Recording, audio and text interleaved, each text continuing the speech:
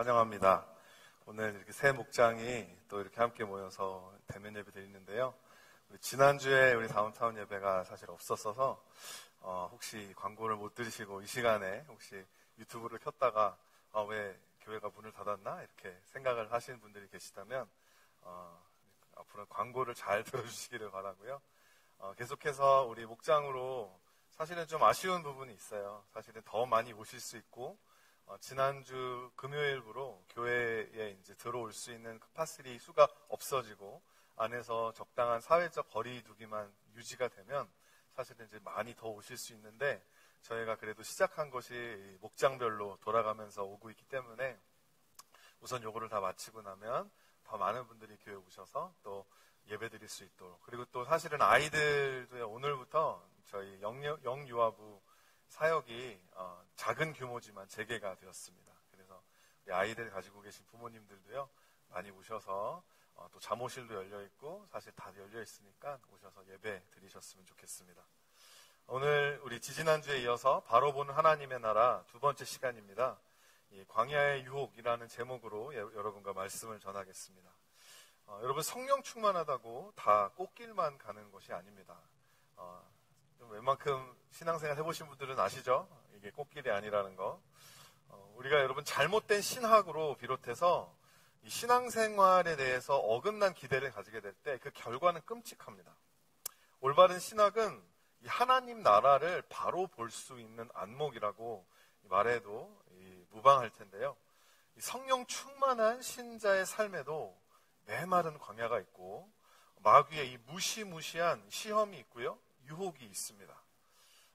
예수님께서 여러분 이 사실을 아주 몸소 경험하셨어요. 누가복음 4장 1절과 2절 말씀을 보면 예수께서 성령의 충만함을 입어 요단강에서 돌아오사 광야에서 40일 동안 성령에게 이끌리시며 마귀에게 시험을 받으시더라 라고 이야기가 나오죠.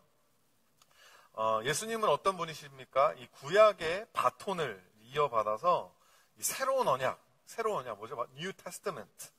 이 새로운 하나님의 나라를 이 땅에 세우시기 위해서, 새로운 이스라엘을 이 땅에 세우시기 위해서 우리에게 오신 분이세요. 그래서 마치 이스라엘이 이 홍해라고 하는 이 세례를 지나면서 광야에서 40년 동안 유리하면서 방황했던 것처럼 우리 예수님도요, 이 요단강의 세례라는 것을 받으신 이후에 뭐죠? 광야에서 40년이 아니고 40일 동안 방황하시면서 시험을 받으셨다라고 오늘 성경에서 이야기가 나오는 것입니다. 여러분, 광야는 사실은 우리가 뭐 이렇게 진짜 사막에 나가는 것도 광야겠지만 여러분, 우리에게 광야는 뭐죠? 그냥 어려운 환경을 이야기하는 것입니다. 그 광야 가운데서 우리는 마찬가지죠. 유혹이란 걸 받아요. 유혹이 참 달콤하고요. 어렵습니다. 거꾸로 뒤집어진 이 세상의 길로 가도록 우리를 계속해서 이렇게 유혹하는 일들을 하는 것이죠. 그리고 여러분, 이 유혹은요 끈질깁니다. 예수님이 이 광야에서만 마귀의 유혹을 받으신 게 아니셨어요. 오늘 예수님이 우리 마지막 이 결론부터 말씀드리면 이 모든 유혹에서 승리하시잖아요. 유혹을 다 승리하시고 나서 마귀가 유혹을 그친 게 아닙니다. 13절 말씀 보면 마귀가 모든 시험을 다한 후에 얼마 동안 떠나니라. 얼마 동안 떠났다라는 말이 뭐죠? 영어로 읽어보면 확 다가옵니다. He departed from him until an opportune time.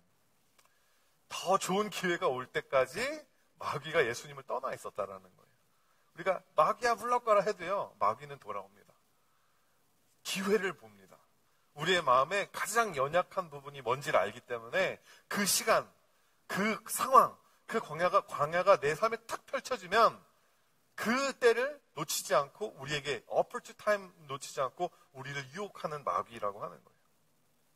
여러분, 누구든지 그래서 세례를 받고 예수님처럼 그래서 예수 그리스도와 한 몸이 되었다면 피할 수 없는 두 가지가 뭐죠? 바로 광야와 마귀라는 거예요.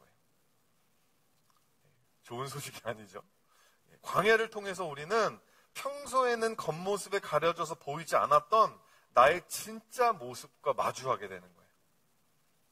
제가 사실 부끄러운 이야기를 좀 하겠습니다. 참 제가 실패한 이야기인데, 제가 유혹에 빠진 이야기인데요. 얼마 전 저희 첫째 주다가 친구들이랑 농구를 하는데, 저희 아들이, 제가 이제 농구하는 걸 지켜보는데, 제 아들이 봉을 잡으면 슛을 쏴야 되잖아요. 그래야지 이 스타가 되는 건데, 준하가 슛을 안 쏘고 친구한테 패스만 하는 거예요. 친구들은 너도 나도 슛 넣겠다고, 자기가 골 넣겠다고 자기가 막 슛 쏘는데, 준하는 공을 잡으면 바로 here pass 이러면 거기다 패스하고, 또 공을 잡으면 here pass. 애가 키도 크고 뭐 아무도 블락도 못하는데 이렇게 하는 그 제가 너무 갑자기 막 열불이 나는 거예요. 아, 왜 이럴까 이 아이가. 그러면서 제가 아이한테 하면 안 되는 이야기를 했어요. 너무 화가 나는 거예요. 준아야, 너 그럴 거면 농구하지 마. 제가 이런 얘기를 막 해버렸습니다. 너무 나빠져. 근데 여러분, 제가 나중에 이 아내랑 이야기하면서 알게 된 게 뭐냐면, 준하는요, 그 패스하는 게 좋은 거예요. 패스하면서 노는 게 재밌는 거고, 걔는 그게 너무 행복하게 친구들이랑 노는 거고, 이번에 이제 얼마 전에 아들 생일이었어요. 생일날 그 친구들이 카드를 써줬는데, Best Passer in our team이라고. 우리 팀에서 패스 제일 잘하는, 어시스트라고 막 이렇게 칭찬을 해주는 거예요. 그래서, 와, 정말 이게 제가 보기가 뭐죠? 제가 왜 화가 났던 거예요? 아들한테, 이 문제는 준하한테 있는 게 아니라 제 안에 있는 이 못난 놈의 열등감이었던 거예요. 저의 낮은 자존감. 그러니까 그 아주 짧은 시간이었지만 그 광야 속에서, 그 어려운 상황, 제가 저한테는 어려운 상황 속에서 제 안에 이런 저의 진짜 모습이 드러나더라는 것입니다. 여러분, 그래서 힘들어요. 제가 작년 이맘때 이 코로나 때문에 교회가 닫히고 한참 제 마음에 갈등도 많고 힘들고 어떻게 목회를 해야 되냐 고민 많을 때, 제가 막 잠들기 전에 좀 이렇게 좀 상한 마음, 좀 냉소적인 마음이라 해야 되나, 이런 마음에 이런 시를 쓴 적이 있습니다. 보여주시겠어요? 예. 제가 여기서 잘 안 보이네요. 코로나는 죄가 없다. 우리의 본성이 드러나는 것일 뿐, 우리의 우상이 보여지는 것일 뿐, 우리 사이의 분열됨이 수면 위로 떠오르는 것일 뿐, 우리의 게으름이 핑계거리를 찾은 것일 뿐, 우리의 분노를 쏟아낼 희생양이 나타내 주신 것일 뿐, 우리의 불신앙을 정당화할 기회가 생길 것일 뿐, 코로나는 죄가 없다. 여러분, 사실 그렇거든요. 코비드-19은요, 그냥 자연적으로 인간이 살다 보니까 탐욕 가운데 막 정글 쑤시고 다니고, 우리가 사실은 이렇게 손대지 말아야 될 것들을 막 손대고 하다 보니까 사실은 생겨난 자연현상인데, 여러분, 이 환경, 이 광야 가운데서 우리 안에 진짜로 우리의 모습이 드러나는 거예요. 우리 불신앙에, 우리 게으름에 이런 우리의 실체가 막 드러난다라고 하는 거죠. 그리고 이 광야 속에서 우리는 마귀의 거짓말과 유혹에 너무 쉽게 넘어져 버리는 것입니다. 제 안에 이 못난 열등감을 회개하고 나아가야 되는데, 애꿎은 아이를, 아이 마음이 상처 주는 말을 해버리는, 내 안에 식어진 신앙을 회복해야 되는데, 코비드-19 가운데, 내가 내 신앙이 이거밖에 안 됐으니까 내가 회복해야겠구나, 이런 생각을 먼저 해야 되는데, 그냥 놀자, 그냥 쉬자. 이제 막 교회가 열리고 한다니까, 이제 무슨 핑계로 교회를 안 가나, 이런 분 혹시 계신지 모르겠어요. 오늘은 비가 오니까, 오늘은 그쵸? 날씨가 너무 좋으니까. 여러분, 광야의 유혹에 우리가 올바로 대응하지 못하면 그 결과가 얼마나 비참한지 모른다는 거예요. 마음은 싸늘해지고요, 말투는 거칠어지고, 관계는 다 깨져버리며 믿음은 메말라 가는 것입니다. 그래서 우리는 예수님이라는 이 완벽한 본보기, perfect example이 필요한 거예요. 히브리서 2장 18절 말씀에 그가 시험을 받아 고난을 당하셨은즉 시험 받은 자들을 능히 도우실 수 있느니라. 믿으십니까? 네, 지금은 이제 아멘 하셔도 돼요. 이제 앞으로 제가 말씀 구절 같이 읽자고 이제 할 건데, 여러분 조그만 소리로 하셔도 됩니다. 여러분 믿으십니까? 아멘. 네. 유혹의 땅 광야에서도 하나님의 나라를 바로 봄으로 승리할 수 있는 비결, 우리 예수님으로부터 3가지 배워보겠습니다. 첫 번째, 여러분 우리가 만날 수 있는 첫 번째 광야는요, 결핍의 광야입니다. 결핍의 광야. 여러분, 정말 결핍의 광야 가운데 가보신 분들은 알겠지만 죽을 맛이에요. 40일 동안 예수님은 금식을 하셨어요. 여러분, 하루만 금식해도요, 얼마나 힘든지 몰라요. 지난번에 우리 그 원단 금식 수련회 청년들이랑 같이 가면 금식 수련회 기간에 가장 많이 하는 얘기 뭔지 아세요? 음식 얘기예요. 금식 끝나면 난 뭘 먹겠다. 그래서 제가 이제 저는 판토마임 같은 거 잘하거든요. 그래서 이 청년들 앞에서 제가 막 순댓국 먹는 흉내를 냈는데 청년들도 막 자지러지는데 저 뒤에 집사님도 저를 보시면서 막 입맛을 다시는 것을 제가 경험한 적이 있습니다. 여러분, 예수님께서는 100% 인간이셨기 때문에 오늘 본문 4장 2절 말씀 보면 모든 날에 아무것도 잡수시지 아니하시니 날수가 다함에 줄이신지라. 여러분, 누가복음의 저자 누가가 예수님을 인간일 뿐인 예수를 신격화하기 위해서 누가복음을 쓴 거라면 이 부분을 빼야 돼요. 어떻게 하나님이 배가 고픕니까? 하늘과 땅을 지은 창조주고 전지전능하고 무소부지한 절대자가 어떻게 결핍을 경험할 수 있나? 이게 여러분 이 성육신의 비밀이죠. 그래서 이 줄이신 예수님에게 마귀가 다가와서 이렇게 얘기합니다. 마귀가 이르되 내가 만일 하나님의 아들이거든 이 돌들에게 명하여 떡이 되게 하라. 이 돌들에게 명하여 떡이 되게 하라. 여러분, 떡이 뭐죠? 우리 삶에 이 모든 이 결핍되어진 것들을 상징하는 것입니다. 내 삶에 없는 것들. 예수님처럼 먹을 것이 없는 사람이라면 진짜 음식이 될 것이고요. 마음이 외로운 사람들이라면 어떤 누군가 나오는 친밀한 관계가 될 것입니다. 어떤 사람들에겐 돈이 될 수도 있고 건강이 될 수도 있고 내 집장만이 될 수도 있겠죠. 이 모든 것들은요, 우리 삶에 반드시 필요한 것들이에요. 그리고 이 반드시 필요한 우리 삶에 이런 것들은요, 여러분 마태복음 6장 32절에 예수님이 이렇게 말씀하십니다. 이 모든 것들을 하늘 아버지께서 너에게 있어야 할 줄 이미 아신다. 이게 필요하다는 것을 하나님이 이미 알고 계시다라는 것이죠. 유혹의 핵심은 그러므로 이 결핍을 느끼게 하는 것도 그로 인해 고통을 체험하는 것도 아니라는 것입니다. 내 삶에 배고픔이 있어요. 내 삶에 결핍이 있어요. 우리는 그것 자체 때문에 때로는 죄책감에 빠집니다. 아, 내가 그리스도인인데 이렇게 외로워하면 안 되지. 내가 그리스도인인데 이렇게 힘들어하면 안 되지. 여러분, 내가 만일 하나님의 아들이고 딸이거든 내가 가진 자녀된 권한을 가지고 그 스스로 결핍을 채워라. 여러분, 마귀의 유혹의 중심엔 그 메시지가 있다는 거예요. 결핍 자체가 여러분 나쁜 게 아닙니다. 인간이기 때문에 체험받아야 살 수 있는 존재들이기 때문에 당연한 거예요. 유혹의 핵심은 내가 너의 힘으로 그 결핍을 채워라라는 거예요.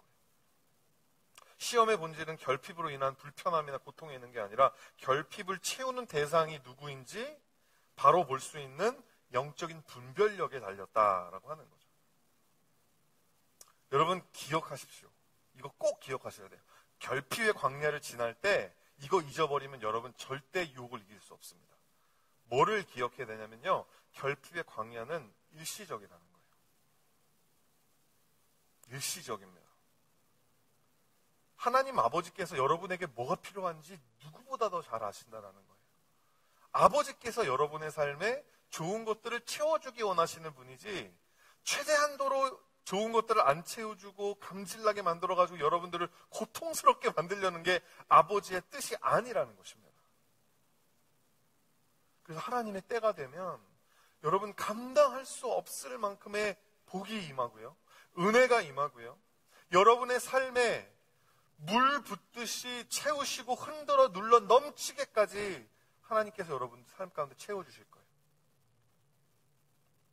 그래서 여러분, 우리가 결핍의 광야를 지나면서 우리가 기억해야 되는 가장 중요한 포인트는 뭐냐? 이게 채워질 것인가 채워지지 않을 것인가가 아니라 이것을 채우시는 분이 하나님이시라는 것에 대한 믿음이라는 것입니다. 여러분, 이걸 놓쳐버리면 이 메시지를, 이 믿음을 갖지 못하면 어떤 일이 일어나게 되느냐? 신명기 8장, 좀 긴데요. 제가 읽어드리겠습니다. 18장 11절부터 14절, 17절 말씀인데요. 내 하나님 여호와를 잊어버리지 않도록 삼갈지어다. 왜 여호와를 잊어버리죠? 내가 먹어서 배부르고 아름다운 집을 짓고 거주하게 되며 또 내 소와 양이 번성하며 내 은금이 증식되며 내 소유가 다 풍부하게 될 때에 내 마음이 교만하여질 때. 여러분, 우리가 이 결핍의 광야 가운데서 채우시는 하나님을 만나지 못하고 이거 내가 채운 거야, 내가 스스로 해결한 거야 라고 하면 마음이 교만해진다는 것입니다. 그러면 하나님 여호와를 잊어버리게 된다는 거예요. 내가 내 마음에 이르기를 내 능력과 내 손의 힘으로 내가 이 재물을 얻었다. 그 어떠한 결핍보다 더 심각한 결핍은요, 하나님에 대한 지식에 결핍되는 것입니다. 하나님을 모르는 거예요. 하나님을 인지하지 못하는 것입니다. 하나님이 누구신지 잊어버리는 거예요. 하나님 여호와를 잊어버리는 것이 먹을 양식이 없는 것보다, 직장을 잃어버리는 것보다, 관계가 깨지는 것보다 훨씬 더 심각한 문제라고 믿으십니까? 이게 믿어지지 않으면 거듭나지 않은 거예요. 이게 받아들여지지 않으면 그래도 내 삶에 하나님이 없는 것보다 먹을 거 없는 게 훨씬 더 중요한 거 아니야? 여러분, 그러면 하나님 나라를 볼 수 없어요. 하나님 나라에 들어갈 수 없어요. 지금 당장은 이 사람이 없으면 못 살 것 같겠죠. 이 사람이 내 삶의 전부인 것 같겠죠. 근데 여러분, 영혼의 관점에서 여호와 하나님 없이 우리가 어떻게 살아요? 하나님의 그 붙들어 주심 없이 우리가 어떻게 구원을 받습니까?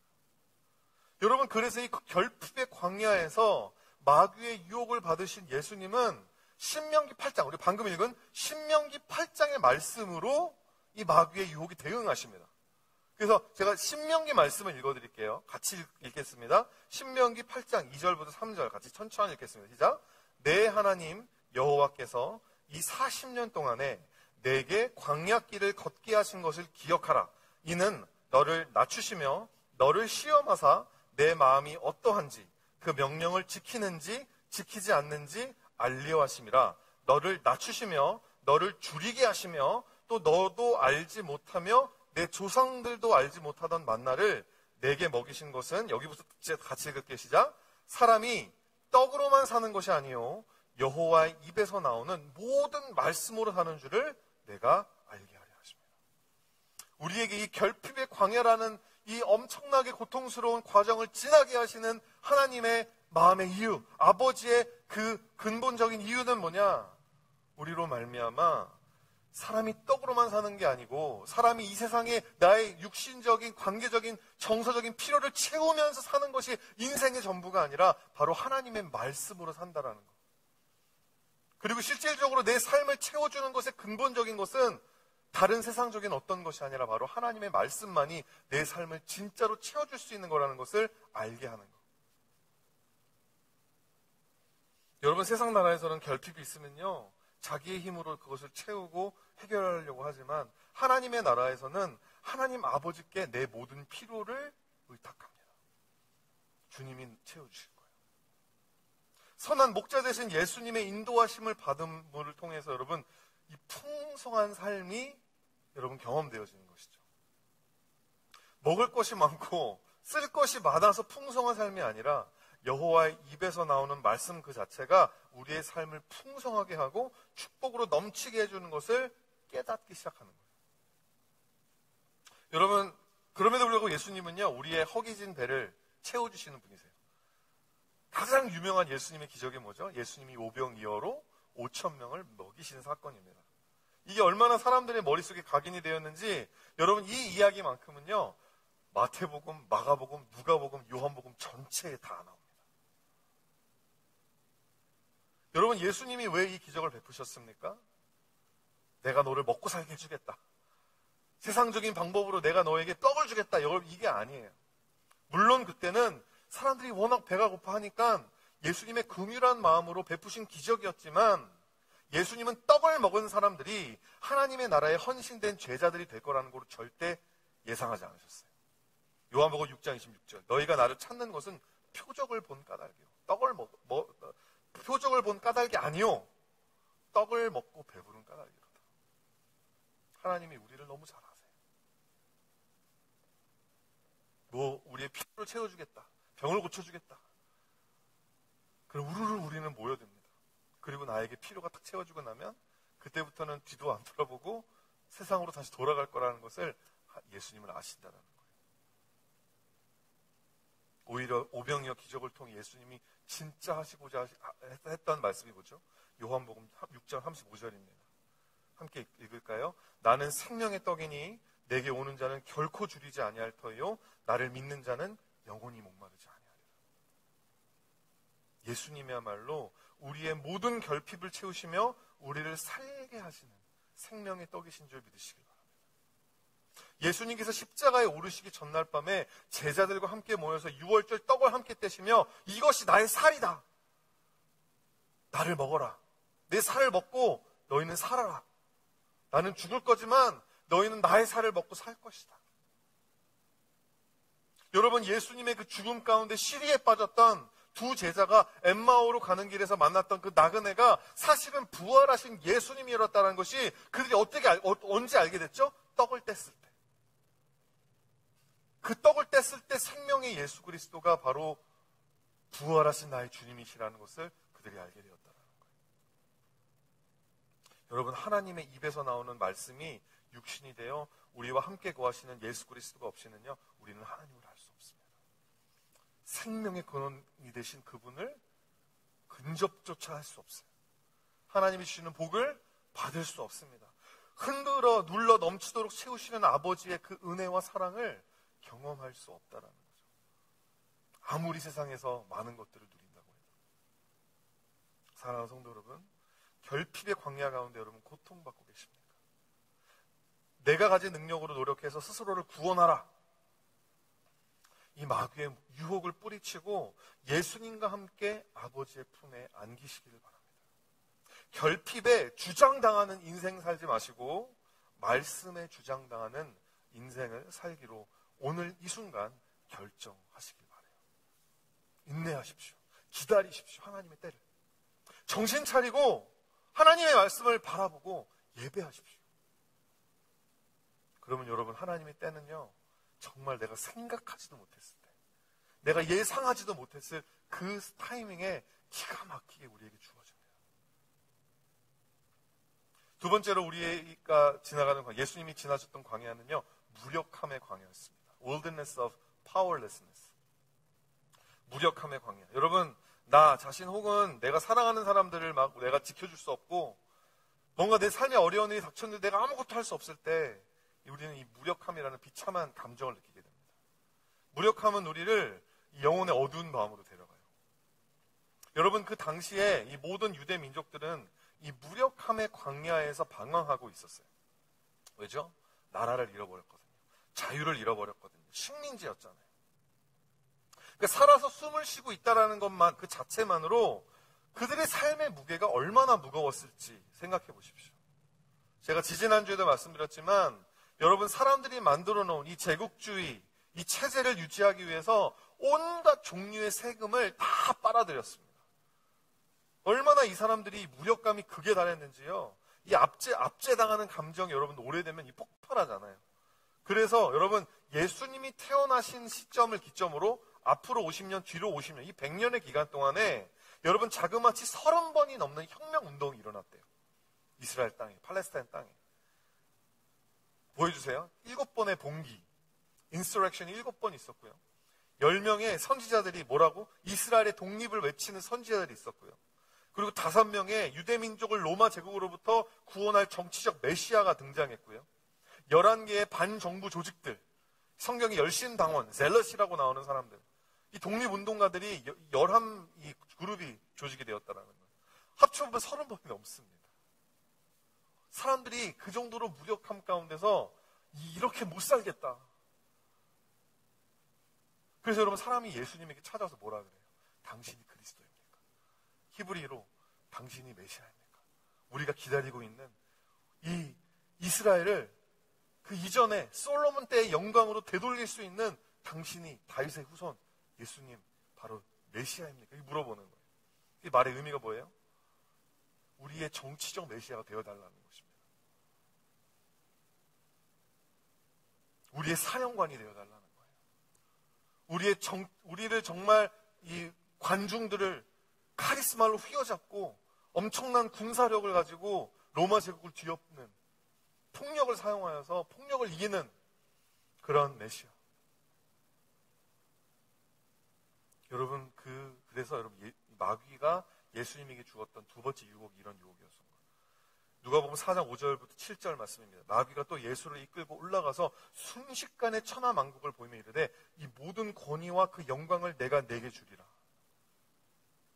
내가 너를 메시아로 만들어주겠다라는 거예요. 이것은 내게 넘겨준 것이므로 내가 원하는 자에게 주노라. 그러므로 내가 만일 내게 절하면 다 내 것이 될 것이다. 얼마나 귀 솔깃한 그런 제의입니까? 얼마나 달콤한 유혹입니까?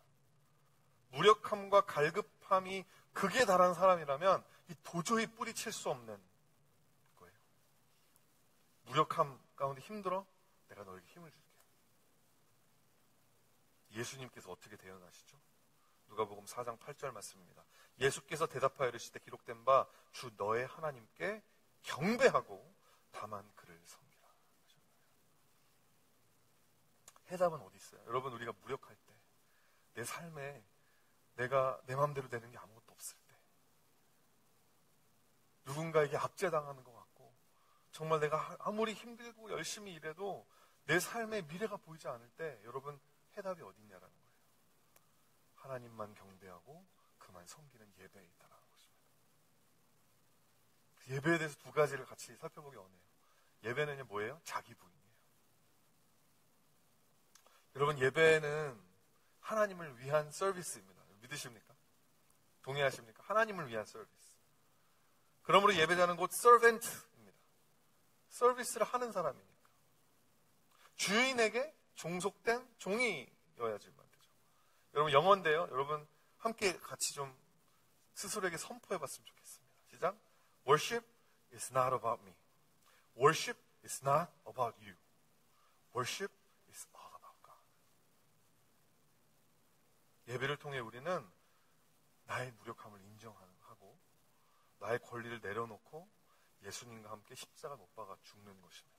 그게 예배예요. It's not about your healing.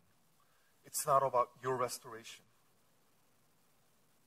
여러분의 삶의 채워짐에 대한 게 아니라는 거예요. 죽는 게 예배예요.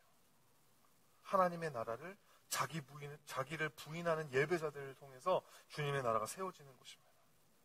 여러분, 하나님의 예배자들이 받는 고난을 통해서 하나님의 나라의 영광이 드러나는 것입니다. 그리고 그들이 지고 가고 있는 무력함의 십자가를 통해 하나님의 능력이 나타나는 줄 믿으시기 바랍니다. 이 세상의 상식과 논리로는 말이 안 되는 거예요. 아니, 어떻게 자유를 선포하는 사람이, 어떻게 새로운 이스라엘을 세우겠다는 사람이 저렇게 허무하게 십자가에서 무력하게 죽을 수가 있어. 하지만 하나님께서는 그 예수 그리스도의 무력한 그 십자가를 통해 예수 그리스도를 가장 높은 이름, 모든 이름 위에 높은 이름으로 만들어주시는 거예요. 근데 반드시 여러분 뭐예요? 십자가를 통과해야 돼요. 지금 마귀가 예수님에게 주겠다라고 하는 게 뭡니까? 예수님이 십자가를 통해서 이루신 하나님의 그 결과였어요.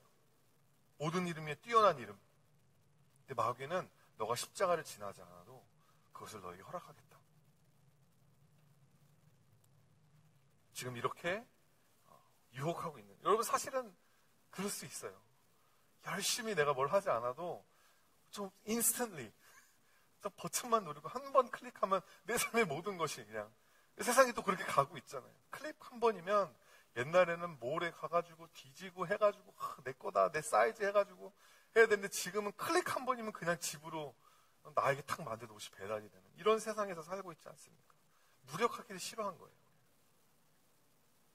여러분, 예수님은 자기 부인이 없는 예배를요, 조금 심한 표현인데요, 사단적이라고 이야기합니다.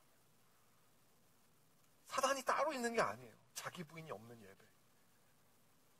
마태복음 16장 23절 말씀, 예수께서 돌이키시고 베드로에게 이르시되 사탄아 내 뒤로 물러가라. 사탄이 여러분 숨어 있다가 베드로를 통해서 또 예수님을 지금 유혹하는 거죠. 내 뒤로 물러가라. 너는 나를 넘어지게 하는 자로다. 내가 하나님의 일을 생각하지 아니하고 도리어 사람의 일을 생각하라. 여기서 마귀가 베드로를 통해 예수님을 유혹하고 있는 거예요. 뭐예요? 예수님이 지금 처음으로 내가 십자가를 질 거다. 나는 십자가를 지기 위해서 이 땅에 왔다. 근데 베드로가 예수님 편듭답시고 예수님을 끌어다 놓고 항변하면서 그럴 일은 없다고 이야기하는 것입니다. 베드로가 예수님에게 십자가의 길을 가지 말라고 자기 부인하지 않아도 된다고. 아무런 희생이 없어도 하나님은 충분히 너의 예배를 기뻐하신다고. 여러분, 누가 이런 이야기를 여러분 해주던가요? 아무런 자기 희생이, 자기 제사가 없는데도 하나님은 너의 예배를 기뻐하신다고. 누가 여러분에게 그런 이야기를 해주던가요?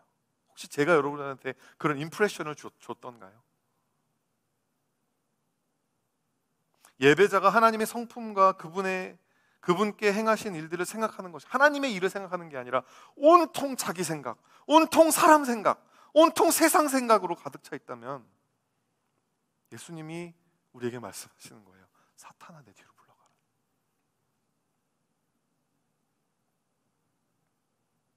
여러분, 우리 예배에 왜 이렇게 능력이 없을까?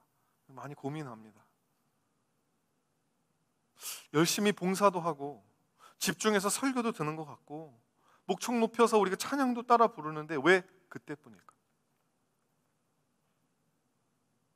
여러분, 예배는 내가 나의 노력으로 하나님께 나아가는 게 아니라 빛보다 빠른 속도로 나를 향해 찾아오고 계시는 하나님의 그 임재를 믿음으로 영접하는 것입니다. 여러분, 예배를 나의 가상한 노력에 대한 것으로 우리가 만들어버릴 때가 너무 많아요.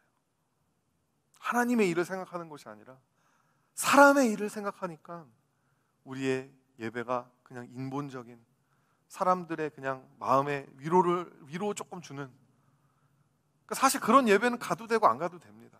하지만 여러분, 이 예배에 하나님의 임재가 임하고 이 예배를 통해서 우리가 하나님을 만난다면 이 예배 시간은 천하보다도 귀한 시간이에요. 놓칠 수 없는 시간인 것입니다. 또한 예배는요, 자기 부인과 동시에 과정이에요. 지금은 뭐 짠 하고 그냥 우리가 이제 예배에 오시는 분이 오시면 예배를 드리고 집에 가시지만, 여러분, 이 예배는 이 시간만 예배가 아니에요. 예배 준비하는 이 찬양팀과 저의 설교 준비하고 전도사님이 광고와 뭐 모든 순서와 이 모든 것을 맞추는 그 모든 과정이 예배입니다. 그 모든 과정 가운데 우리는 하나님 경외하는 마음으로, 자기 부인하는 마음으로 우리가 예배를 드리는 것이죠. 근데 마귀가 주는 유혹이 뭐예요? 그 과정을 생략하라는 거예요. 힘든 십자가의 과정 생략하고 그냥 미련하게 돌아 가지 말고 지름길로 가라. 나에게 절 한 번만 하면 어렵고 복잡한 과정 없이 결과로 직행하게 해줄게. 얼마나 쉬워. 그러니까 뭐예요? 십자가 없는 부활을 노래하는 것입니다. 희생 없는 예배가 괜찮은 예배라고 하는 거예요. 순종 없는 믿음이 구원받는 믿음이라고 이야기하는 거예요. 쾌락을 누려도 책임지지 않아도 된다고 이야기하는 것입니다.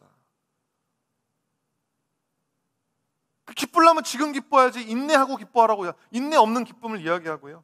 기다림 없는 감사를 이야기하고요. 수고 없는 열매, 실력 없는 리더십, 대화 없는 소통, 공부 없는 학점, 취준 기간이 없는 취직. 여러분, 뭐예요? 말이 안 되는 거예요.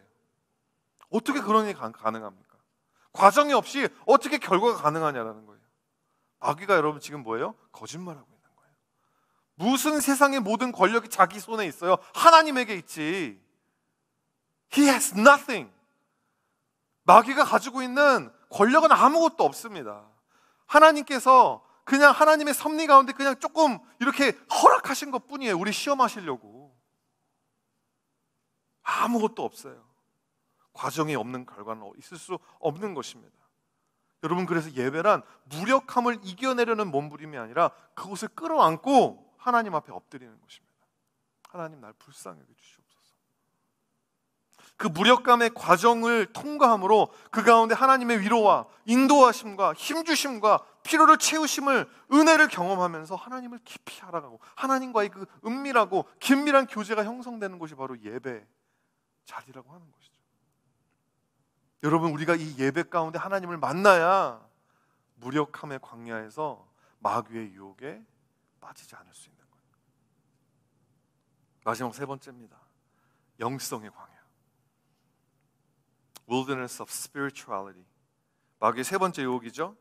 오늘 본문 9절부터 11절입니다. 또 이끌고 예루살렘으로 가서 성전 꼭대기에 세우고 이르되 내가 만일 하나님의 아들이거든 여기서 뛰어내려라. 기록되었을 때 하나님이 너를 위하여 그 사자를 명하사 너를 지키게 하시리라 하셨고 또한 그들이 손으로 너를 받들어 내 발이 돌에 부딪히지 않게 하시리라 하였느니라. 마귀가 지금 공부를 많이 했어요. 마귀도 여러분 성경 공부 열심히 합니다. 여러분보다 열심히 할 수도 있어요. 여러분 이 말씀 어디서 나온지 아세요? 오늘 처음 이게 시편 91편 11절과 12절 말씀입니다. 마귀가 성경을 많이 읽었어요. 우리를 잘 유혹하려고 그 딱 상황에 맞는 그 구절을 딱 인용해가지고 지금 예수님을 하고 있는. 예수님이 어떻게 대응하십니까? 12절 예수께서 대답하여 이르시되 주 너의 하나님은 시험하지 말라 하셨느니라. 여러분 팬데믹 지나면서 많은 분들이 영성의 광야를 지나고 계신 듯합니다. 그래서 비교적 일찍 온라인 예배가 잘 셋업되었고 저희 또 목장 모임이 줌으로 이렇게 또 잘 정착이 되어서 사실 1년 반 동안 또 잘 이렇게 만나신 분들 예배하신 분들 하셨지만 여러분 특별히 뭐가 이제 문제인지는 우리가 핀포인트 할 수 없어도 가랑비에 옷 젖는 것처럼 좀 이렇게 하나님으로부터 막 멀어지고 계시고 어느 순간 돌아보니까 막 잃어버려 있는, 너무 방황하고 있는 이런 분들을 제가 많이 만나요. 이전에는 그래도 그런 게 있으면 좀 전교인 수련회도 있었고 막 말씀붕에 가고 이런 행사들이 있으면 그래도 그게 좀 계기가 돼가지고 돌이키고 이랬는데 그거 아마 없으니까 제가 요즘 많이 느끼는 거야. 이런 게 좀 필요하구나. 이런 행사들을 좀 더 많이 기획하고 좀 기도하면서 준비해야겠다는 생각을 하게 됩니다. 여러분 저도요 청년 시절을 기억하면 이 강력한 체험들 이런 체험들 때문에 그것이 저의 영성의 뿌리가 된 일들이 많이 있었어요. 근데 여러분 제가 그때에 했던 기억들, 그때 제가 대학생 때 그때 좋은 기억이죠. 저의 뿌리입니다. 하지만 지금 제가 이렇게 살고 있는 영양분은요, 제가 매일 읽는 말씀, 매주 드리는 예배, 그리고 하나님께서 일용할 양식처럼 부어지는 은혜가 있으니까 제가 하루하루를 사는 거거든요. 강렬한 체험은 좋은 영성이 생기게 되는 계기가 될 수 있겠지만 그것만이 영성을 지탱해 주진 않는다라는 거죠. 근데 지금 마귀가 예수님에게 이렇게 유혹하고 있는 거예요. 너 영성이 좀 떨어진 것 같아? 그럼 이렇게 해봐. 이러면서 두 가지 전제를 내세웁니다. 첫 번째가 뭐예요? 너 하나님의 아들이지. If you are the son of God. 우리 자매님들에게 너 하나님의 딸이지. 맞잖아요? 두 번째 전제 뭐예요? 하나님은 어떤 상황에든지 하나님의 자녀를 지키신다. 맞잖아요, 그죠? 그게 시편 91편 11절 12절 말씀. 마귀가 그걸 인용한 거잖아요. 아무런 천사들을 보내가지고 딱 이렇게 발이 땅에 안 닿게 할 거라고 틀린 말이 아니잖아요. 근데 마귀는 항상 전제는 다 맞아요. 근데 응용이 이상해요. 그 뭐예요? 하나님 아들이지. 맞아. 하나님이 아들이니까 지켜줄 거지. 맞아. 그럼 뛰어내려.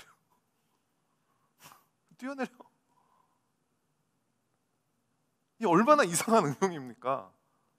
여러분 그것도 뭐예요? 성전 꼭대기 사람들 막 성전이 있는데 뛰어내리라는 거예요. 뭐죠? 사람들 앞에서 보이라는 거예요. 인정받으라는 거예요.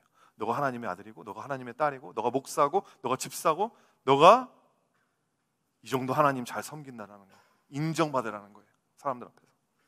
관종의 영성이죠. 항상 이런 식이에요. 마귀는 전제는 다 맞아요. 응용을 이상하게 시켜요. 응용을. 여러분 진짜 자식이면 진짜 하나님 아들이면 왜 뛰어내립니까? 뛰어내릴 필요가 없어요. 여러분 제 애들이 아빠가 나를 구해줄 수 있으니까 막 3층에서 뛰어내리고 이상한 거거든요. 하나님이 동산에 있는 거 저 나무 먹지 말랬어? 먹지 말랬어. 올바른 전제? 그럼 하나님이 다 먹지 말라는 거야? 이상한 응용.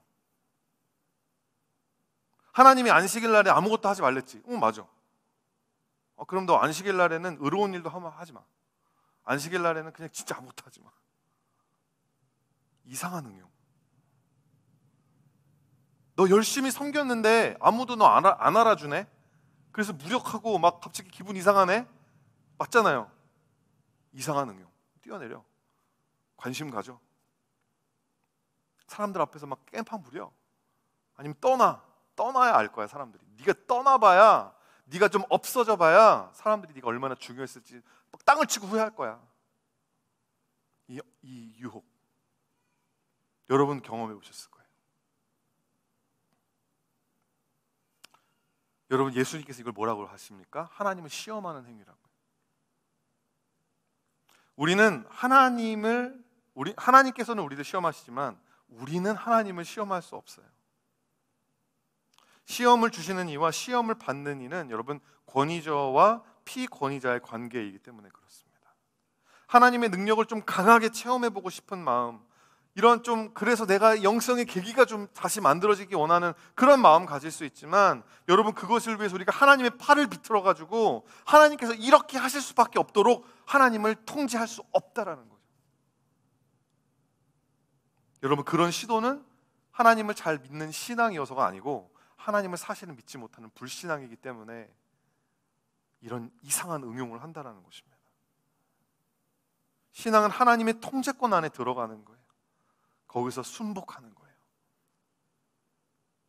하나님을 내가 시험해 봐야겠다, 이런 마음은 하나님을 내가 통제해 보겠다, 그 자체로 하나님의 주권을 인정하지 말고 스스로 하나님이 되라는 마귀의 유혹이라는 것입니다. 사랑하는 성도 여러분, 이 영성의 광야 가운데서 여러분 메말라가는 신앙 가운데 여러분 새로운 자극을 원해요. 밋밋한 예배, 더 이상 좀 싫어. 여러분 그런 마음 가지는 거 당연합니다. 근데 그렇다면 하나님을 막 시험하지 마시고요, 하나님 앞에 겸손하게 엎드리시기를 바랍니다. 하나님의 시험하심에 엎드린다는 것은요, 순종한다는 것은 하나님의 인도하심을 기다리라는 말과 똑같습니다. 여러분이 주도권을 잡고 하나님한테 이래라 저래라 하는 것이 아니고 하나님의 주도권 아래서 어린 양 예수의 보좌 앞에서 여러분의 면류관을 내려놓고 던지는 것이죠. 정말 깊은 영성은 자기의 영성의 한계를 아는 거예요. 여러분, 다윗이 자기는 그럴듯한 궁전에서 사는데 하나님의 궤는 아직 장막에 있다는 것이 너무 마음에 걸려서 나단 선지자를 불러다 놓고 뭐라고 이야기하죠? 내가 여호와의 집을 좀 지어드리고 싶습니다.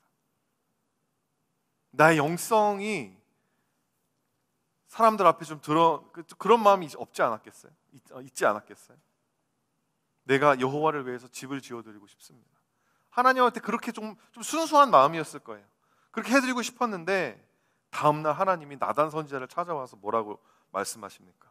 사무엘하 7장 7장 말씀에 가서 내 종 다윗에게 말하기를 여호와께서 이와 같이 말씀하시되 내가 나를 위하여 내가 살 집을 건축하겠느냐? 만군의 여호와께서 이와 같이 말씀하시기를 내가 너를, 여러분 중요합니다.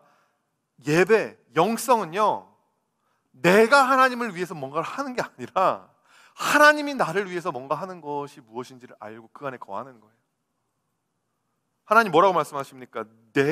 내가 나를 위해서가 아니고 내가 너를 목장, 곧 양을 따르는 데서 데려다가 내 백성 이스라엘의 주권자로 삼고 내가 가는 모든 곳에서 너와 함께 있어 내 모든 원수를 내 앞에서 멸하게 할순즉 땅에서 위대한 자들의 이름과 같이 내 이름을 위대하게 만들어주리라.